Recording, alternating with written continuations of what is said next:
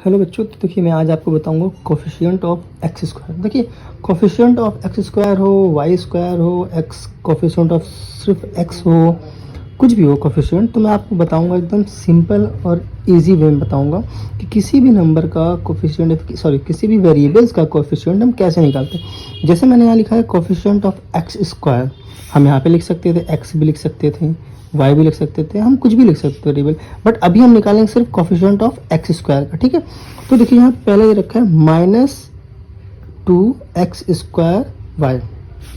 अब हम कोफिशिएंट कैसे निकालेंगे, तो बहुत से बच्चों की कन्फ्यूजन होती है। देखिए कोफिशिएंट अगर जिसका पूछा हो, हमें किसका पूछा है, एक्स स्क्वायर का पूछा है। ठीक है, तो हम देखेंगे एक्स स्क्वायर के मल्टीपल्स में कौन से नंबर हैं और कौन से वेरिएबल्स हैं। ठीक है, तो देखिए हमें लिखेगा जो, अब देखिए एक्स स्क्वायर और वाई के बीच में कोई सिंबल नहीं है, माइनस और प्लस का कोई सिंबल नहीं ना।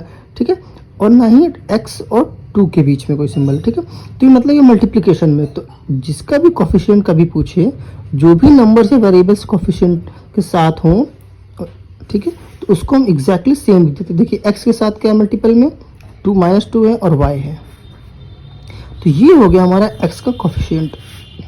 जो भी अगर किसी का भी किसी भी वेरिएबल्स का हमें कोफिशिएंट पूछता है, तो हम सिंपल से, हमें कुछ नहीं करना है, सिर्फ देखना है मल्टीपल में उसके क्या है। जो भी नंबर्स लिखे हों, जो भी वेरिएबल्स लिखे हों, उसको हम एग्जैक्टली सेम लिख देते हैं। जैसे यहाँ पे देखिए लिखा है zx²। ठीक है, देखिए मल्टीप्लिकेशन में तो हम सिर्फ और सिर्फ एक्स लिख देंगे, ये हमारा एक्स स्क्वायर का कोफिशिएंट हो गया। अब इसमें लिखा है 2ax²। देखिए तीनों मल्टीप्लिकेशन में, तो एक्स स्क्वायर कोफिशिएंट क्या हो जाएगा, 2 है। That's it, simple. Thank you.